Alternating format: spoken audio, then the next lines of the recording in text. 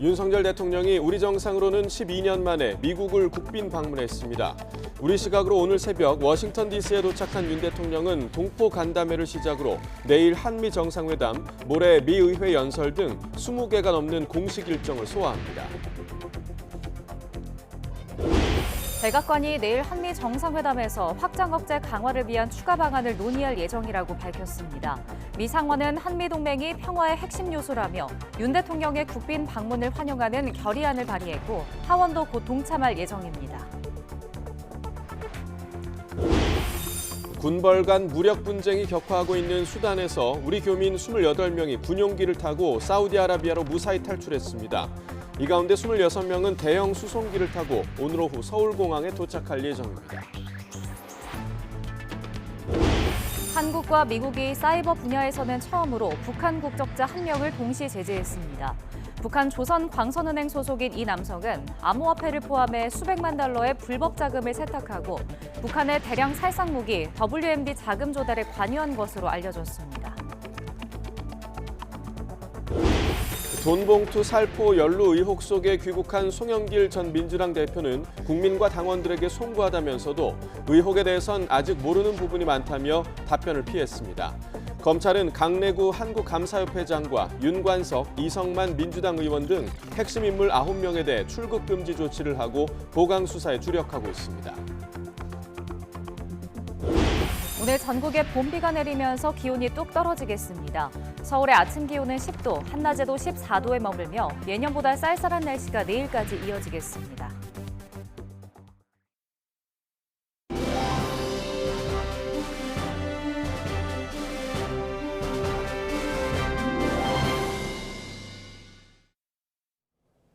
시청자 여러분 안녕하십니까? 4월 25일 화요일 굿모닝 YTN 2부 시작합니다.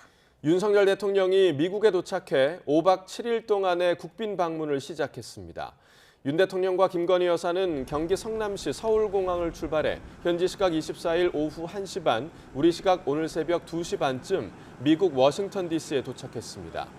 첫 일정으로는 미국 교포들과의 간담회가 예정돼 있고 미국 방문 이틀째인 현지 시각 25일에는 한국전 참전 영웅 기념비 참배와 조 바이든 대통령 부부와의 친교 시간 등이 계획돼 있습니다. 백악관은 윤석열 대통령과 바이든 대통령의 정상회담에서 북한 도발을 막기 위한 확장 억제 강화 방안을 핵심적으로 다루고 별도 성명도 발표할 것이라고 밝혔습니다. 미국 상하원 의회는 윤 대통령 국빈 방문을 환영하고 양국 협력을 더욱 끌어올리자는 내용의 결의안을 발의했습니다. 워싱턴에서 권준기 특파원이 보도합니다. 백악관은 북한이 핵과 미사일 개발을 이어가는 지금 시점에 확장 억제가 한미 정상 간 핵심 의제가 될 거란 점을 분명히 했습니다. The two leaders will have a chance to consult closely on that. President Biden will reinforce and enhance our extended deterrence commitments to South Korea with respect to the threat the DPRK poses. 우크라이나와 관련된 사안도 주요 이슈가 될 거라며 지금까지 한국에 2억 5천만 달러 인도적 지원에 바이든 대통령이 고마움을 표시할 거라고 밝혔습니다. 다만 우크라이나에 대한 한국의 무기 지원도 논의될지 질문에는 구체적인 지원 방안은 각국이 판단할 문제라며 답하지 않았습니다. 해외 기자를 대상으로 한 브리핑에서는 윤석열 대통령의 워싱턴 포스트 인터뷰에 대한 일본 기자의 질문이 나왔습니다. 100년 전 일로 일본이 무조건 무릎 꿇어야 한다는 것은 받아들일 수 없다는 발언에 대한 미국 정부 반응을 물은 겁니다. We're grateful that they have proven able to talk about these things and even to move forward tangibly and demonstrably on some of these issues. But it's really for them to speak to, not for the United States. 백악관은 한미 정상회담에서 한미일 삼각공조 강화 방안을 비롯해 한미 경제 협력과 투자 계획도 논의될 거라고 밝혔습니다. 미 의회 상하원에서는 윤 대통령 국빈 방문을 환영하는 결의안이 발의됐습니다. 여야 의원들이 초당적으로 뜻을 모아 발의한 결의안에는 평화와 안보의 핵심 축인 한미 동맹을 더욱 강화할 것을 촉구하는 내용이 담겼습니다. 특히 중국을 견제하기 위해 미국, 일본, 호주, 인도 4개국이 참여하는 협의체인 쿼드에 한국 참여를 지지하는 문구가 포함된 점이 눈에 띕니다. 미국 상하원 결의안은 민주당과 공화당이 초당적으로 발의한 데다 상하원 지도부 초청을 받은 윤 대통령이 의회 합동연설을 앞두고 있어 채택 가능성이 큰 것으로 관측됩니다. 워싱턴에서 YTN 권윤기입니다.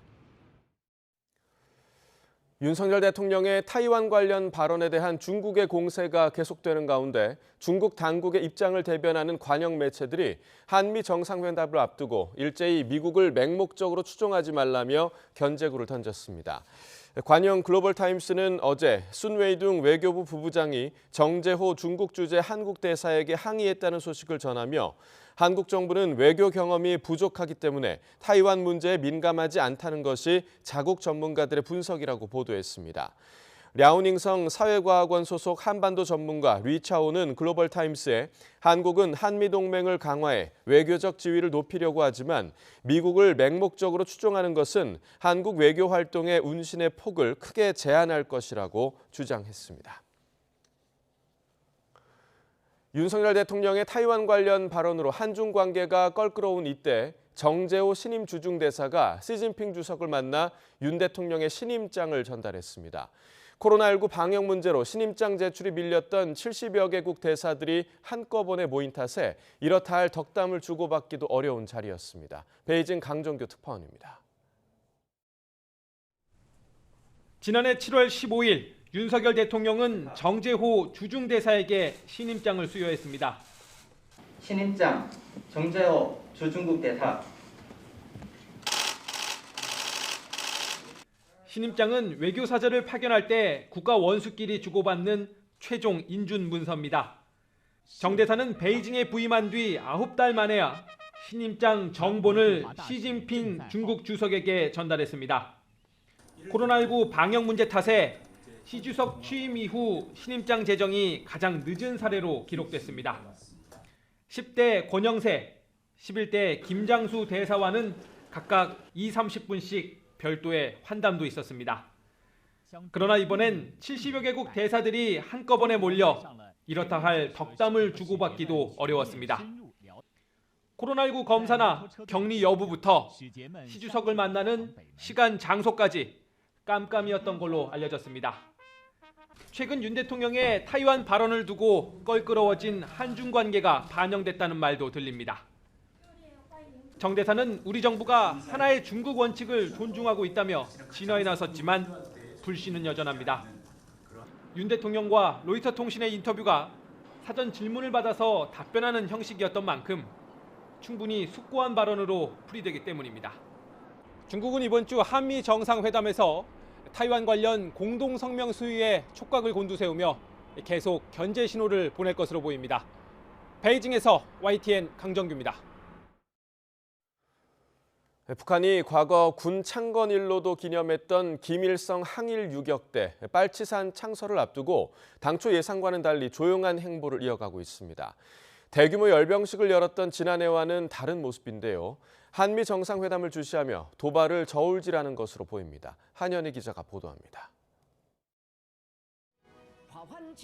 조선인민혁명군 창건일은 김일성 항일 유격대, 이른바 빨치산 창설을 기념하는 날입니다.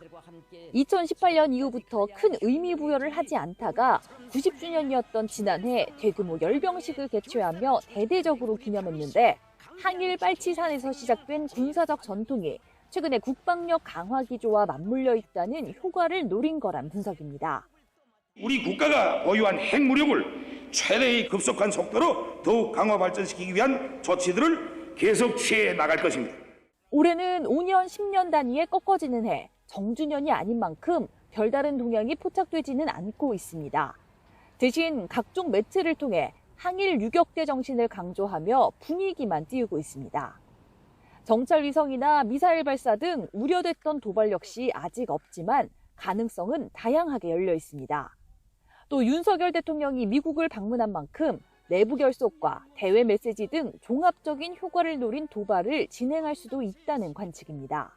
우리가 미사일과 정찰 위성만 보는데 그거 말고 그러니까 서해 NLL 내려왔던 경비정이 일종의 테스트일 수도 있고 그러니까 모종의 NLL, MDL 군사분계선 여기서 지금 만일에 군사적 위협이 커지면은 북한으로서는 압박효가 훨씬 커지거든요. 북한의 도발 강도가 높으면 높을수록 한미의 대응 수준도 높아지는 강대강 국면이 계속됐던 만큼 북한은 이번 한미 정상회담 결과를 지켜보며 도발을 이어갈 것으로 보입니다. YTN 한현입니다.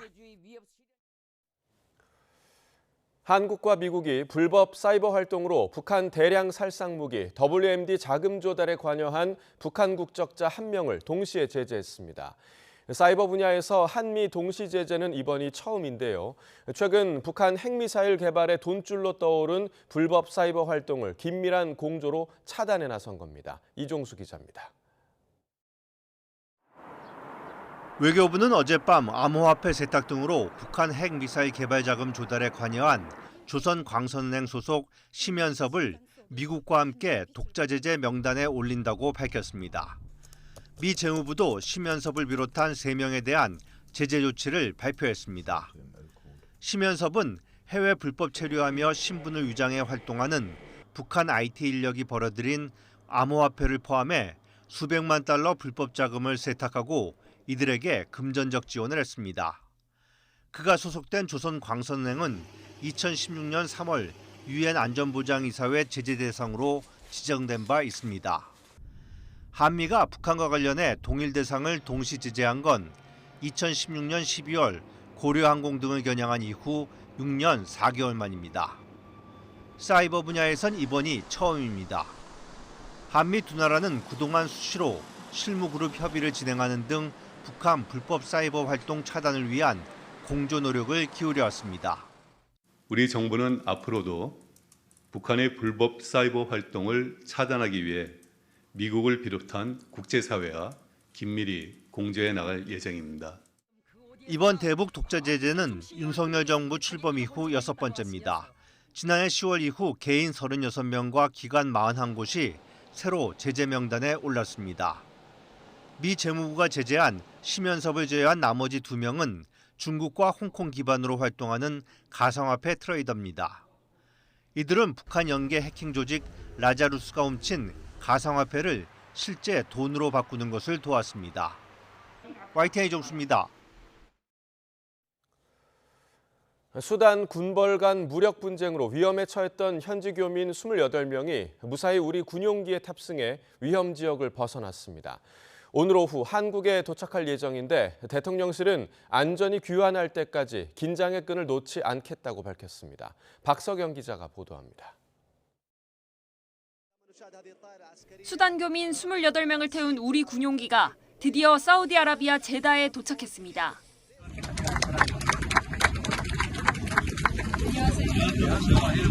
어린아이를 안은 엄마부터 어깨에 무거운 가방을 맨 교민들까지 수단 군벌 간 무력 충돌로 불안에 떨어왔던 교민들에게도 안도의 미소가 피었습니다. 지난 약 10여일간 수단 내 무력 충돌로 지극히 어려운 여건 속에서도 아무런 피해 없이 철수를 희망하는 우리 국민 28명 전원이 안전하게 위험 지역을 벗어나게 되었습니다.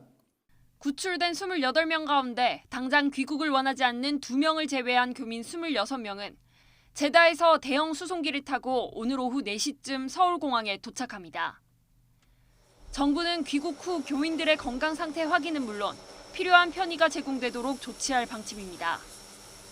약속을 뜻하는 작전명 프라미스로 진행된 이번 구출 작전. 교민들은 교전이 한창이던 수단의 수도 하르툼에서 군용기가 기다리던 북동부 항구 도시 포트 수단까지 육로로 이동했는데 안전을 위해 경로를 바꿔가며 이동해 850km 정도 거리를 지나는데 꼬박 24시간 이상이 걸렸습니다. 작전 과정에서 미국과 UAE, 사우디 등 우방국의 협조를 받았고 현지에 체류하던 일본인 일부도 우리 군의 보호하에 안전하게 탈출할 수 있었습니다. 앞서 윤석열 대통령은 작전 상황을 실시간 보고받으며 군용기와 청해부대 등 긴급 파견을 지시했고 조태용 국가안보실장은 윤 대통령 지시에 따라 미국 국빈 방문에 동행하지 않고 서울에 남아 철수 작전을 지휘했습니다. YTN 박석영입니다.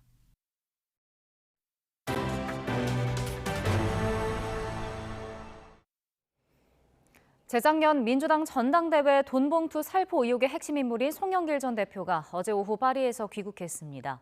송 전 대표는 국민과 당원들에게 송구스럽다고 사과한 뒤 모르는 사안이 많지만 돈봉투 의혹에 대해서는 책임 있게 해결하는 데 앞장서겠다고 밝혔습니다. 보도에 손효정 기자입니다.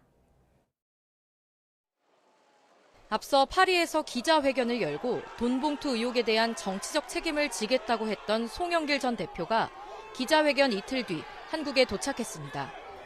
입국장을 빠져나온 송 전 대표는 취재진을 만나 국민과 당원에게 송구스럽다고 사과했습니다. 이런 일이 발생해서 국민 여러분과 당원 동지 여러분께 신뢰를 끼쳐드려서 대단히 송구스럽다는 말씀을. 돈봉투 의혹에 대해선 아직 모르는 부분이 많다며 구체적인 답변을 피했습니다. 다만 본인으로 인해 발생한 문제이기 때문에 책임 있게 해결하는 데에 앞장서겠다며 언제라도 검찰 소환에 적극 응하겠다고 정면 돌파 의지를 드러냈습니다. 상황을 좀 파악하겠습니다. 제가 모르는 사람들이 많기 때문에 책임 있게 문제를 해결하는 데 앞장서겠습니다. 저 송영길은 어떤 일이 당하더라도 절대 회피하지 않고 도망가지 않습니다. 하지만 당내 정계 은퇴 요구 등에 대한 질문에 대해선 별다른 답을 하지 않은 채 공항을 빠져나가 서울 송파구 자택으로 향했습니다. 앞서 송 전 대표는 같은 한국행 비행기에 동승한 YTN 취재진에게 인천에 오니 감회가 새롭고 가족부터 보고 싶다고 토로했습니다. 공개 일정에 대해서는 상황을 봐야 한다며 말을 아꼈는데 이재명 대표와의 만남에 대해선 탈당한 상태라며 부정적인 반응을 나타냈습니다. 이재명 대표랑 만나시는데도 관심들이 굉장히 많은데 저 탈당을 했잖아요. 탈당을 했잖아요. 현재로선 민주당 지도부도 곧바로 송 전 대표와 만나는 것이 부담스럽다는 기류가 강하지만 사태 파악을 위해 양측이 접촉할 가능성도 배제할 수 없다는 관측이 나옵니다. 국민의힘은 송 전 대표 귀국에 민주주의에 꽂힌 선거를 진흙탕으로 만들고도 국민을 기만하고 반성하지 않는다며 진솔한 반성과 제대로 된 수사 협조를 촉구했습니다.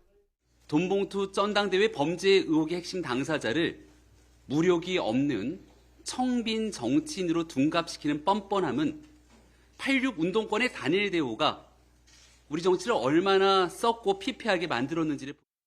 송영길 전 대표 귀국으로 돈봉투 의혹의 실체가 규명될 수 있을지 주목되는 가운데 송 전 대표의 추가 입장 표명 등에 대한 관심이 커지고 있습니다. YTN 손유정입니다. 민주당 전당대회 돈봉투 의혹을 수사하는 검찰이 핵심 피의자들의 출국을 금지했습니다. 서울중앙지방검찰청은 최근 윤관석, 이성만 민주당 의원과 강래구 한국감사협회장 등 피의자 9명에 대해 출국금지 조처를 내린 것으로 파악됐습니다. 이들은 재작년 3월부터 5월 사이 당대표 선거에서 송영길 후보를 당선시키기 위해 현역 의원이나 지역 관계자에게 9,400만 원을 살포하는 데 공모한 혐의를 받습니다. 검찰은 조직적인 금권 선거라는 사안의 성격상 피의자 사이 증거인멸이나 말맞추기 가능성이 크다고 보고 관련자 조사에 속도를 낸다는 계획입니다. 국민의힘이 중앙당 윤리위원회 구성을 마치고 조만간 첫 회의를 열기로 했습니다. 이딴 설화로 논란을 일으킨 김재원, 태영호 두 최고위원에 대한 징계를 본격 검토할지 주목되는데 태영호 최고위원은 논란이 된 일부 발언에 소신대로 이야기했다며 기존 입장을 굽히지 않았습니다. 보도에 엄윤주 기자입니다. 국민의힘이 지난 17일 황정근 변호사를 신임 윤리위원장으로 임명한 데 이어 전주혜 의원을 부위원장으로 선임하는 등 윤리위 구성을 마무리 짓고 이르면 이번 주말 첫 회의를 열기로 했습니다. 당은 윤리위원회의 활동과 의결 내용에 전혀 관여할 수 없습니다. 오로지 독립적으로 운영될 것이기 때문에 징계 결정 과정은 당은 당규에 따른 절차에 따라서 이루어질 겁니다. 윤리위 출범에 이목이 쏠리는 건 이딴 설화로 여권에 정치적 부담을 안긴 김재원, 태용호 최고위원에 대한 징계 검토 전망이 높기 때문입니다. 앞서 김 최고위원은 정광훈 목사 우파 천하통일, 제주 4.3은 격이 낮은 기념일 등 논란을 일으킨 발언을 반복하다가 지난 4일 공개 활동을 중단했습니다. 제주 4.3 유족 여러분들의 마음을 제대로 헤아리지 못하고 또 그 상처를 제대로 이해하지 못하고 많은 잘못을 했습니다. 진심으로 죄송합니다. 이런 사과를 뭐하러 드립니까? 이런 사과를 당 지도부 입장도 없고 쇼하러 온 거 아니야? 쇼하러 총선 못 나가니까. 퇴 최고위원 역시 제주 4.3은 북한 김일성의 지시였다 등 역사와 관련해 당 입장과 결이 다른 발언을 반복하며 논란을 자초했고 민주당을 JMS에 빗댄 뒤 스스로 윤리위 심사를 요청하기도 했습니다. 한 차례 지도부 회의에 불참하며 자숙에 들어간 것 아니냐는 전망이 나왔던 퇴 최고위원은 그러나 역사 문제에 소신대로 말했을 뿐이라며 기존 입장을 굽히지 않았습니다. 또 자신은 당원들의 선택을 받았고 전당대회 기간 애먼 곳에 도움을 구걸하지 않았다고도 말했는데 정광훈 목사가 저를 간첩 같다고 비난했음에도 그리고 전당대회 기간 제 주변에서 전 목사에게 간첩 발언 자제하게 해달라고 연락 좀 해보라고 한 제안도 저는 단칼에 거절했습니다. 이 또한 전당대회 전 목사에게 도움을 요청한 사실이 있다고 밝혔던 김기현 대표를 겨냥한 것 아니냐는 해석이 나왔습니다. 본인의 뜻이 뭔지는 잘 모르겠고요. 정광훈 목사는 우리 당 전당대회에 영향을 미친 바 없고 영향을 미칠 입장에 있지도 않습니다. 김기현 후보가 당 윤리위를 공식 출범시키면서 한편으로는 당 내부 기강을 잡기 위한 칼자루를 쥐게 됐다는 평가도 나옵니다. 윤리위가 김재원, 태용호 최고위원에 대한 징계에 착수할지, 그렇게 되면 징계 수위는 어느 정도가 될지 관심이 쏠리고 있습니다. YTN 엄윤주입니다. 국민의힘과 정부가 전세 사기 피해자가 현재 거주 중인 주택을 사들일 때 관련 세금을 감면해주는 방안을 검토하고 있습니다. 당정은 우선 매수권 행사를 희망하는 전세 사기 피해자에 대한 취득세와 재산세 등 세금 감면 혜택을 주는 방안을 들여다보고 있는 것으로 알려졌습니다. 이와 관련해 보통 주택을 취득할 경우 주택 가격의 1에서 3%에 달하는 취득세를 절반에서 최대 전액까지 면제해주는 방안이 거론되고 있습니다. 민주당 이재명 대표가 전세 사기 문제 때문에 사람이 죽고 사는데 정부의 관련 예산은 너무 인색하다는 생각이 든다고 비판했습니다. 이 대표는 어제 전세 사기 피해자와의 간담회에서 연간 6조 원이 넘는 초부자 감세를 단행하는 지금 정부의 전세 사기 피해 보상 예산은 전체에 비하면 극히 소량이라며 이같이 지적했습니다. 그러면서 심각한 전세 사기 사태에 있어서 정부 정책에 문제가 없다고 할 수 없는 만큼 정부가 책임지고 개선된 대책을 마련해야 한다고 강조했습니다. 당정이 LH를 통해 전세 사기 피해 주택을 매입하는 방안 등 종합 대책이 담긴 법안을 준비하고 있지만 피해자들은 여전히 불안하다는 반응입니다. 보증금을 돌려받는 게 가장 효과적이라는 주장인데 정부는 어렵다고 거듭 밝혔습니다. 최기성 기자입니다. 원희룡 국토교통부 장관과 인천 미추홀구 전세 사기 피해자가 만났습니다. 일방 통보가 아닌 소통 자리를 마련해달라는 요구가 먼저 나왔습니다. 1차 간담회는 해주셨어요. 근데 그게 반쪽 자리잖아요. 맞잖아요. 4월 초에 다시 잡아주신다 했는데 안 잡으셨잖아요. 현재 정부가 내놓고 있는 대책이 특정 세대에만 적용되는 듯 보인다는 우려도 제기됐습니다. 20대 피해자는 더 중하고 80대 피해자는 덜 중하고 그렇지 않잖아요. 이게 누구는 해주고 누구는 안 해준다더라. 이러니까 피해자들 간에도 지금 굉장히 혼란스럽고 분리가 되고 막 이런 상황이거든요. 인천시가 전세 사기는 사회적 재난에 해당하지 않는다고 규정한 부분에 대한 비판도 나왔습니다. 분명히 나와 있어요. 사회적 재난에. 근데 왜 이거를 포괄적으로 이거를 안 하시는지. 피해 채무 탕감을 검토해달라는 인천시 요청에 물론 국가에서는 저리로 해주겠지만 그건 임시 정책이고 정말 탕감할 수 있는 개인위생 등의 원희룡 장관은 사기 피해 금액을 국가가 돌려줄 순 없다고 답했습니다. 전반적인 사기 범죄에 대해서 그럼 앞으로는 이게 결국 사기가 돼도 결국 국가가 떠안을 거다라는 그러한 선례를 우리 대한민국이 남길 수는 없는 거 아닌가. 경기도는 전세 피해 지원센터를 개소한 지 3주 정도 됐지만 아직 피해 규모도 집계하지 못하고 있습니다. 기자님 말씀하신 사항에 대해서 필요성은 공감하거든요. 아직까지 취합하거나 그럴 수 있는 여력이 아직은 못 됐어요. 그 부분은 저희도 데이터 관리를 해서 추가로 좀 보강을 해놓던지 좀 자료 축적을 해야 되겠네요. 당정은 이르면 이번 주에 피해자에게 우선 매수권을 부여하는 방안 등이 담긴 특별법을 발의합니다. YTN 최기성입니다. 최근 배승하양 사건 등으로 음주운전에 대한 여론의 비판이 거세지고 있습니다. 그런데 정작 상습 음주운전자들은 형량을 낮추는 데 급급한 모습을 보여 눈살을 찌푸리게 합니다. 강민경 기자가 보도합니다. 회원수가 7만 명인 인터넷 카페에 올라온 글입니다.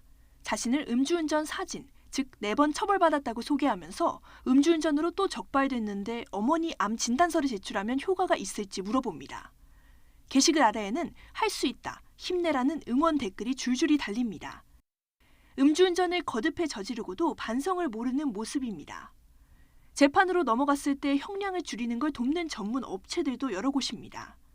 한 업체에 연락해봤더니 50만 원을 내면 반성문부터 온라인 교육 수료증까지 모든 서류를 준비해주겠다고 제안합니다. 생활비 이런 부분들이라든지 좀 그런 부분들을 좀 이렇게 써서 보내주시면 저희가 그 부분으로 해서 반성문을 좀 써드리고 수료증은 바로 오늘 안에 다 이제 발급이 되고요. 상담사 의견서까지 이분은 정말 교육을 잘 들었다라는 또 의견서가 나가요. 구형량을 낮출 요령이라며 음주운전 근절 1인 캠페인을 해보라고 가르쳐주기도 합니다. 옷을 한 3-4벌, 5벌 정도 가지고 나가셔서 이제 갈아입고 여러 며칠 동안 한 것처럼 하루 만에 몇 시간 만에 끝내셨던 분이 계시는데 그 부분은 누가 확인하는 부분은 아니니까. 가벼운 처벌을 받을 방법을 이처럼 손쉽게 알아낼 수 있는 데다 음주운전에 유독 관대한 사법부의 오랜 관행까지 겹치며 상습 음주운전이 양산된다는 비판이 나옵니다. 실제로 음주운전 재범률은 상당히 높아서 최근 3년 동안 적발된 음주운전자의 절반에 가까운 16만 2천여 명이 2번 이상 적발된 이른바 상습범이었습니다. 의미 없는 여러 횟수의 반성문 제출, 피해자에 대한 사과 없는 반성문 제출 이런 것들은 법원에서도 조금 더 면밀하게 봐야 될 것 같아요. 음주운전은 자신뿐만 아니라 다른 사람의 생명까지 위협하는 만큼 엄연한 중범죄입니다. 무고한 피해자가 더 나오기 전에 술을 조금이라도 마시면 운전대를 잡을 수 없도록 하는 근본적인 대책을 세워야 하는 이유입니다. YTN 강민경입니다. 지난해 12월 서울 강남의 한 초등학교 앞에서 만취 상태로 어린이를 치어 숨지게 한 사건과 관련해 재판부가 현장 검증에 나섰습니다. 재판에서 운전자가 사고 사실을 몰랐고 뺑소니도 아니라며 혐의를 부인하자 재판부가 직접 검증에 나선 겁니다. 홍민기 기자입니다. 지난해 12월 방과 후 수업을 마치고 집으로 돌아가던 10살 이모군은 음주운전 차량에 치여 숨졌습니다. 당시 SUV 차량을 몰던 30대 남성 A씨는 혈중 알코올 농도 면허 취소 수준, 만취 상태였습니다. A씨는 학교 앞 어린이 보호구역에서 사고를 낸 뒤 그대로 20여 미터를 더 운전해 자택 차고에 차를 댄 뒤에야 사고 현장으로 돌아온 것으로 조사됐습니다. 검찰은 뺑소니 혐의까지 더해 A씨를 구속 기소했지만 A씨는 법정에서 사람이 아닌 과속방지턱을 밟은 줄 알았고 주차한 뒤 곧바로 사고 장소로 돌아왔다며 혐의를 부인했습니다. 결국 재판부는 현장을 직접 검증하기로 하고 검찰과 A씨 측 변호인, 피해자 측 변호사와 함께 사고 현장에 모였습니다. 재판부는 검찰 요청대로 과속방지턱을 가장 주의 깊게 확인했는데 A씨 측 변호인은 직접 현장을 보자 생각보다 턱이 낮다며 당황하는 기색을 보이기도 했습니다. 사고 당시 A씨 차량의 블랙박스도 함께 확인했는데 이군을 친 A씨가 하고 놀라며 차고 앞에서 차를 세우는 장면이 담기기도 했습니다. 다만 재판부는 A씨가 주차한 뒤 사고 현장으로 돌아오는데 5초가 채 걸리지 않은 것으로 보인다고 말했습니다. 검증을 마친 재판부는 과속 방지턱의 높이가 도로와 크게 차이 나지는 않는다며 방지턱으로 착각할 정도인지 확인했지만 평가는 나중에 하겠다고 말했습니다. A씨가 사고 직후 바로 차에서 내렸으면 좋았겠지만 먼 거리에 주차하지는 않았다면서 뺑소니 여부도 어떻게 평가할지 고민해보겠다고 설명했습니다. A씨의 다음 재판은 다음 달 2일 법정에서 계속될 예정입니다. YTN 홍민기입니다. 어젯밤 인천에서 제주로 향하던 여객선이 엔진 결함으로 급히 회항했습니다. 어제 오후 7시 50분 인천항을 출항해 오늘 오전 제주도에 도착할 예정이었던 27,000톤급 카페리 비욘드 트러스트호에서 출항 1시간 만에 엔진 이상이 발견돼 어젯밤 인천항으로 되돌아왔습니다. 정원 810명 규모인 선박에는 승객 155명이 타고 있었고 다친 사람은 없었습니다. 국내 지역사회 감염으로 추정되는 엠폭스 환자가 10명 더 확인됐습니다. 주말 사이 처음으로 두 자릿수 확진자 증가를 기록한 데 대해 방역당국은 현재 역량으로 관리 가능하다면서 증상이 있는 경우에는 적극적으로 검사를 받으라고 당부했습니다. 보도에 기정훈 기자입니다. 주말 사이 엠폭스 환자가 한꺼번에 10명이나 더 늘었습니다. 지금까지 누적 30명입니다. 지난주 목요일 발표 이후 나흘 만이긴 하지만 한 번에 두 자릿수 확진자 발표는 처음입니다. 금요일과 토요일에 각각 4명씩, 일요일에 2명이 확진됐는데 거주지는 서울이 6명으로 가장 많고 경기 3명, 경북 1명입니다. 10명 모두 3주 안에 해외에 다녀온 적이 없고 위험에 노출된 적은 있어서 국내 감염으로 파악됩니다. 대부분 통증을 동반한 피부 병변이 있었고 모든 환자가 발진이 있었습니다. 이달 들어 꾸준하게 늘고 있지만 감염 경로가 제한돼 있어 무차별 확산 우려는 크지 않습니다.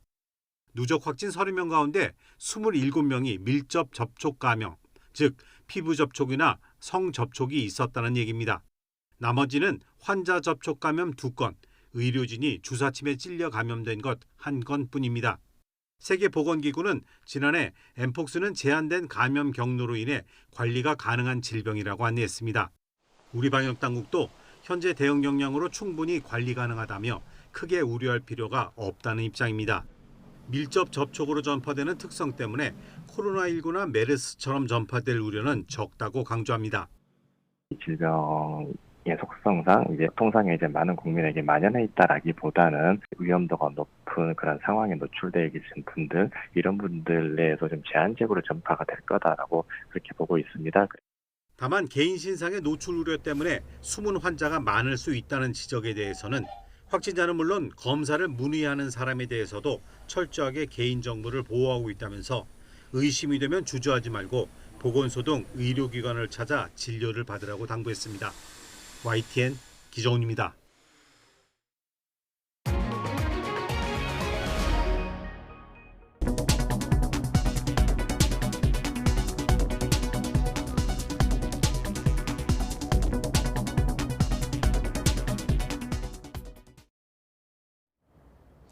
오늘 출근길에는 우산과 함께 따뜻한 겉옷을 꼭 챙겨주시기 바랍니다. 지금 서울 하늘은 잔뜩 흐리기만 하지만 오전에 전국 대부분 지역에 봄비가 내리겠는데요. 비가 내리면서 날이 반짝 쌀쌀해지겠습니다. 현재 서울 기온은 11도로 어제보다 2도가량 낮고요. 낮 기온은 14도 선까지 오른 데 그치면서 어제보다 무려 7도나 낮아 종일 쌀쌀하겠습니다. 기온 변화가 심한 만큼 체온 조절 잘 해주시기 바랍니다. 현재 자세한 레이더 영상부터 살펴보도록 하겠습니다. 제주도와 남부지방에 이어서 충청 곳곳으로도 산발적인 비가 내리기 시작했는데요. 이 비는 오전에 전국 대부분 지역으로 확대하겠고 늦은 오후 서쪽 지방을 시작으로 밤에는 대부분 그칠 전망입니다. 오늘 경남 해안과 제주도에는 최고 30mm, 그 밖에 충청 이남과 강원 남부에 5에서 10mm의 비가 예상되고요. 서울 등 수도권 지역은 1mm로 양이 무척 적겠습니다. 오늘 비가 내리며 기온이 크게 오르지 못하겠습니다. 현재 기온 살펴보면 서울은 11도, 대구 8.1도 등 어제보다 1에서 5도가량 낮게 출발하고 있고요. 한낮에는 서울 14도, 대전 12도, 광주 13도로 어제보다 3에서 7도가량 낮겠습니다. 내일도 아침부터 낮 사이 중부와 전북 지방에 약한 비가 살짝 내리겠고요. 모레부터는 맑고 따뜻한 봄 날씨를 되찾겠습니다. 오늘과 내일 중서부 지역에 비가 내리긴 하지만 양이 적어서 건조한 날씨를 해소하기에는 어렵겠습니다. 따라서 건조특보가 이어질 가능성이 크니까요. 화재 예방에 계속해서 주의해 주시기 바랍니다. 지금까지 YTN 홍나신입니다.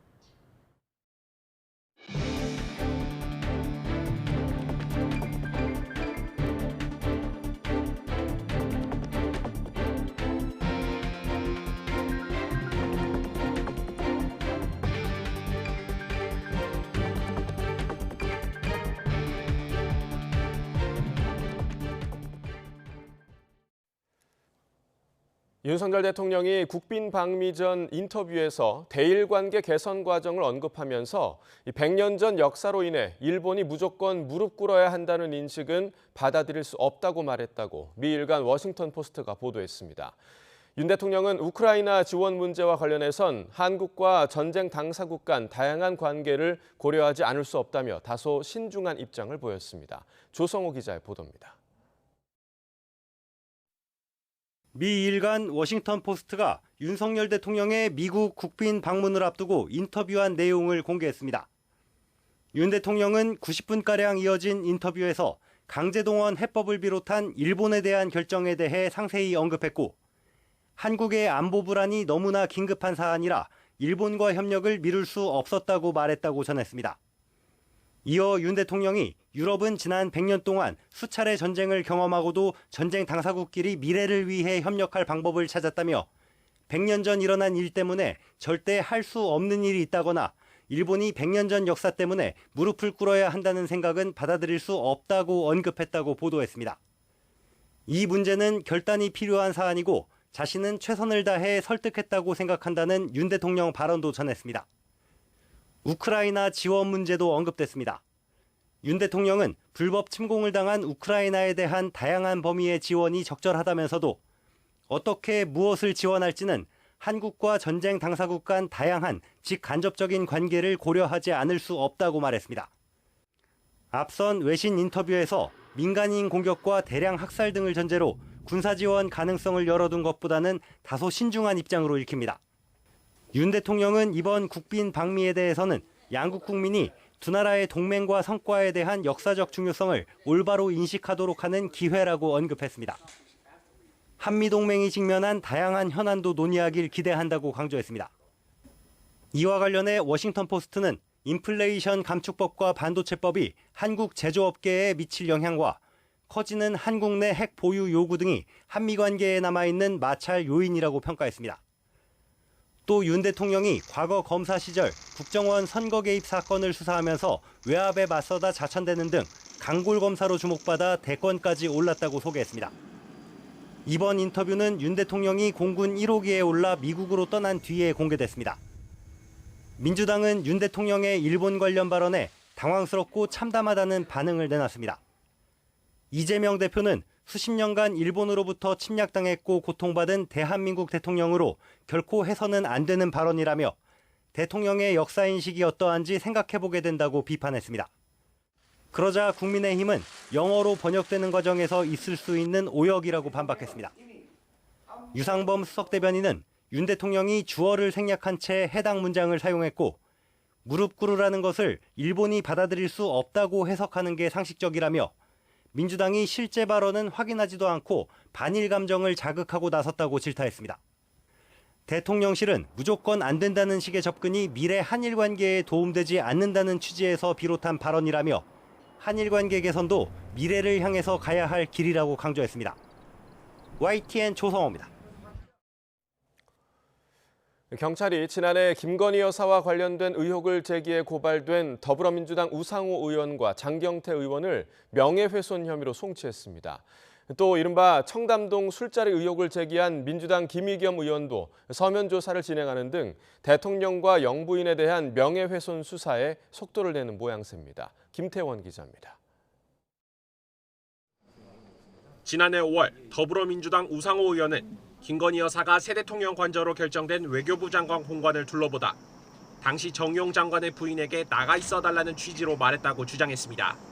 강하지 않고 오셨겠죠. 그리고 외교부 장관 그 사모님에게 70대가 넘으신 분한테 이 안을 둘러봐야 되니 잠깐 나가 있어달라고 해서 바깥에 정원에 나가 계셨고 그 사이에 그 안을 둘러봤다. 또 같은 당 장경태 의원은 지난해 11월 윤석열 대통령의 동남아시아 순방 때 김 여사가 심장병을 앓는 캄보디아 어린이와 만나 조명을 사용해가며 사진을 찍었다고 비판했습니다. 외신과 사진 전문가들은 최소 2개, 3개 조명까지 설치해서 사실상 현장 스튜디오를 차려놓고 찍은 컨셉 사진으로 분석합니다. 우 의원과 장 의원 모두 고발됐는데 경찰은 두 사람이 허위 사실을 유포해 김 여사의 명예를 훼손했다고 판단하고 검찰에 넘겼습니다. 먼저 우상호 의원의 주장과 관련해선 정 전 장관의 부인이 김 여사 방문 소식을 연락받고 미리 외출해 두 사람은 마주친 적이 없었다고 반박했습니다. 장경태 의원이 제기한 이른바 현장 스튜디오 의혹 역시 사실이 아니라고 결론 내렸습니다. 전문가 감정과 관련자 진술을 종합하면 촬영을 위한 조명은 설치되지 않았고 이와 관련한 외신 보도나 전문가 분석도 없었다는 겁니다. 이에 대해 국민의힘은 수석 대변인 명의의 논평을 내고 우 의원과 장 의원이 제기한 의혹은 무책임한 선전선동이자 가짜뉴스였다며 검찰에 엄중히 수사해달라고 촉구했습니다. 그러나 장 의원은 SNS에 글을 올려 자신이 조사해서 확인한 고발인 측 증거는 김 여사 위주로 편집된 영상과 빈방에 불 켜진 사진 한 장이 전부였다면서 의혹을 부인할 제대로 된 증거를 공개하라고 대통령실에 요구했습니다. 이런 가운데 경찰은 윤 대통령을 겨냥한 의혹과 관련해서도 수사에 속도를 내고 있습니다. 지난주엔 앞서 윤 대통령과 한동훈 법무부 장관, 김앤장 법률사무소 변호사들이 서울 청담동에서 술자리를 가졌다고 주장했다가 명예훼손으로 고소당한 민주당 김의겸 의원에 대해 서면 조사를 진행했습니다. 김 의원 측은 서면 조사에서 술자리 의혹을 알게 된 경위 등을 설명한 것으로 전해졌습니다. 이어 오는 27일엔 역술인 천공이 대통령 관저 이전에 개입했다고 폭로했다가 고발된 부승찬 전 국방부 대변인을 2차로 소환해 조사합니다. YTN 김태원입니다. 인천 전세 사기 주범 이른바 건축왕 남모 씨가 강원도 동해안권 경제자유구역 개발 사업에도 손을 댄 것으로 드러났습니다. 사업자 선정 과정 등에서 특혜 의혹이 불거졌는데 남 씨는 사업 취지와는 달리 아파트 9,000채를 지으려 했던 것으로 알려졌습니다. 송세혁 기자가 취재했습니다. YTN이 입수한 2021년 8월 동해안권 경제자유구역청에서 열린 망상일지구 투자협약식 영상입니다. 인천 전세 사기로 구속된 남모 씨와 최문순 전 강원도지사, 당시 경제자유구역청장 등이 참석했습니다. 본인 시는 필립 실급과 망상 제1지구 개발 사업에 대한 투자 협약을 체결하게 되었습니다. 앞서 2018년 11월 남 씨가 세운 특수목적법인 동해 ECT는 망상 1지구 개발 사업권을 따냈습니다. 이 과정에서 특혜 의혹이 제기됐습니다. 사업자가 되려면 개발 부지를 50% 넘게 가지고 있어야 하는데 당시 남 씨는 30%도 채 확보하지 못한 상태였습니다. 그런데 경제자유구역청이 갑자기 전체 사업 면적 639만 제곱미터를 40% 가까이 줄이고 3개 지구로 나누는 등 개발 계획을 바꾼 겁니다. 결과적으로 동해 ECT는 땅을 더 확보하지 않고도 기준을 충족해 사업자로 지정됐습니다. 동해시 망상 1지구 사업 부지입니다. 사업자가 지정된 지 4년이 넘었지만 첫 삽도 뜨지 못한 채 그대로 방치돼 있습니다. 지역에서는 초기부터 남 씨의 사업 능력이 부풀려졌고 망상지구 개발이 국제복합관광도시 건립이라는 취지와 달리 아파트 건설 사업으로 변질됐다는 의혹도 제기됐습니다. 원래는 관광개발인데 어느 날에 이걸 아파트를 짓겠다. 9,500세대를 짓겠다. 그것도 가장 노른자라고 하는 망상지구 개발은 2013년부터 추진된 최문순 전 강원도지사의 역점 사업이었습니다. 강원도는 감사에 착수했습니다. 인천에서도 그렇게 피해를 주던 사기꾼이 이제는 강원도까지 와서 강원도민에게 피해를 줬다고 하면은 이거는 참을 수 없는 겁니다. 최문순 전 지사는 망상 개발 사업은 인천 전세 사기 사건과 무관하다며 관련법이 정하는 절차에 따라 진행됐다고 밝혔습니다. 동해 ECT 측 역시 어떤 특혜도 없었으며 오는 12월 말까지 사업 부지의 경매를 유예시킨 뒤 지분 매각 절차를 거쳐 인천 임차인 보증금을 반환할 계획이라고 말했습니다. YTN 송세혁입니다.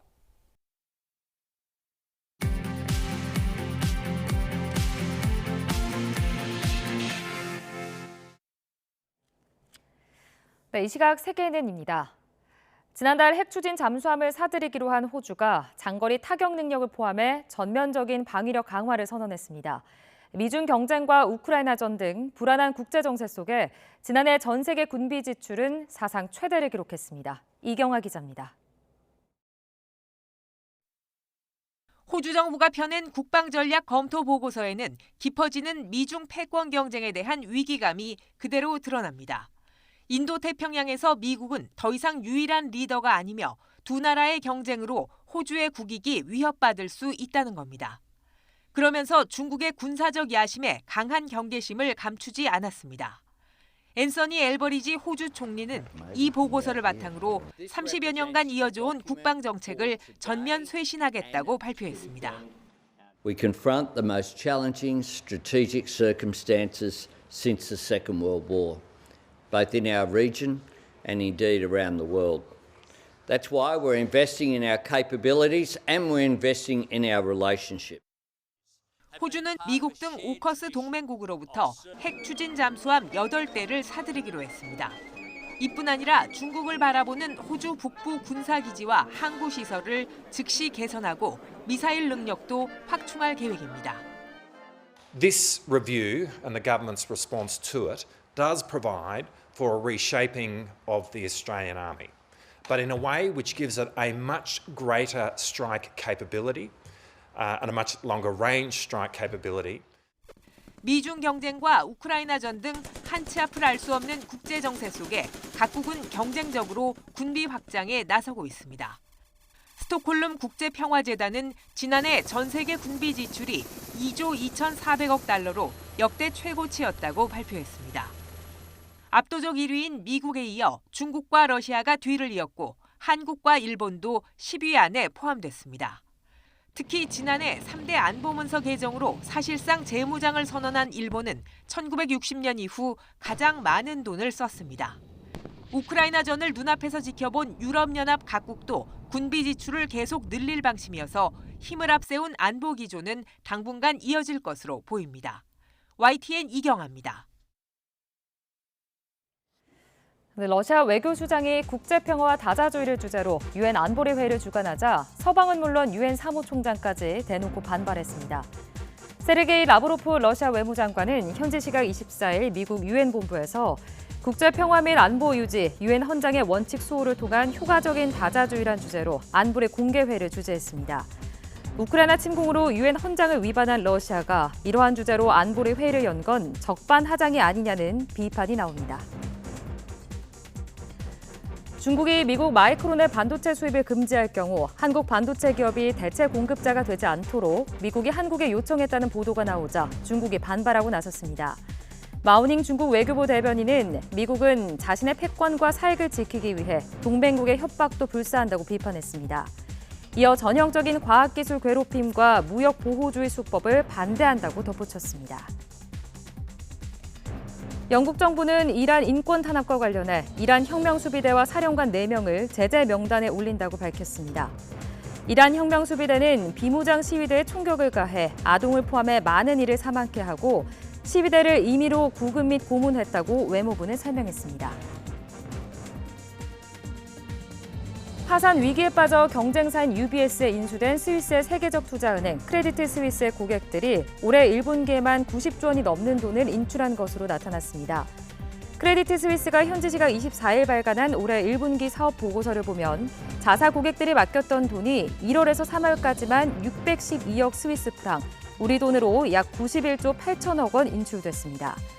이 보고서는 UBS가 크레디트 스위스 인수를 확정한 지난달 19일 이후 순자산 유출이 특히 많았다고 설명했습니다. 디즈니의 2차 구조조정과 대규모 정리해고가 현지 시각 24일 시작됐다고 미 경제매체 CNBC가 전했습니다. 디즈니는 전 세계 직원의 3.6%에 해당하는 7천 명을 올해 감원해 55억 달러의 비용을 절감하겠다고 발표한 데 이어 지난달 말 1차 해고를 단행했습니다. 이번 주에 2차 해고를 마무리 지으면 감원 인원은 4천 명에 달합니다. 지금까지 이 시각 세계는이었습니다. 어제는 따뜻한 봄 날씨 느끼기 좋았지만 오늘은 봄비가 내리며 날이 반짝 쌀쌀해집니다. 현재 서울 기온은 11도로 어제보다 2도가량 낮고요. 낮 기온은 14도 선까지 오른 데 그치면서 어제보다 7도나 낮겠습니다. 기온 변화가 큰 만큼 따뜻한 겉옷 꼭 챙겨주시고요. 출근길에는 우산도 챙겨주시기 바랍니다. 현재 비구름은 제주도와 남부 지역에 이어서 충청 지역에도 영향을 주기 시작했습니다. 비는 오전에 전국으로 확대하겠고 늦은 오후 서쪽 지역부터 그치기 시작해 밤이면 대부분 잦아들겠습니다. 오늘 경남 해안과 제주도에는 최고 30mm, 그 밖에 충청 이남과 강원 남부에는 5에서 10mm의 비가 예상되고요.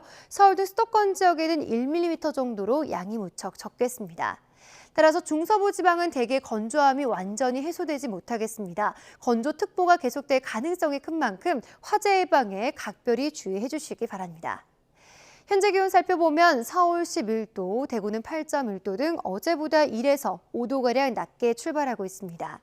낮 기온은 서울이 14도, 대전 12도, 광주와 부산은 13도로 어제보다 3에서 7도가량 낮아 종일 쌀쌀하겠습니다. 내일도 아침부터 낮 사이 중부와 전북 지역에 약한 비가 살짝 내리겠고요. 모레부터는 따뜻한 봄 날씨를 되찾겠습니다. 날씨였습니다. 굿모닝 YTN 2부 마칩니다. 잠시 후 6시 50분 3부에서 뵙겠습니다.